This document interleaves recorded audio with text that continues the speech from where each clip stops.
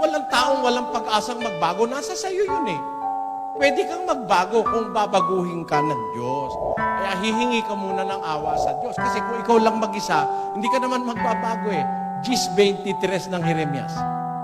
O Panginoon, talastas ko na ang lakad ng tao ay hindi sa kanyang sarili, hindi para sa taong lumalakad ang magtuwid ng kanyang mga hakbang. Hindi para sa'yo magtuwid ng hakbang mo. So hindi ka pwedeng magbago mag-isa. Eh sino ang magbabago sa'yo? Basahin natin. Nakawikaan. This says Mary. Ang puso ng tao ay kumakatha ng kanyang lakad, ngunit ang Panginoon ang nagtutuwid ng kanyang mga hakbang. Ang Diyos lang naman ang makakapagbago sa'yo eh. Pati nga puso, pwede niyang baguhin eh. Sa isang talata ng Ezekiel. Bibigyan ko rin naman kayo ng bagong puso, at lalagyan ko ang loob ninyo ng bagong diwa, at aking aalisin ang batong puso sa inyong katawan, at aking bibigyan kayo ng pusong laman.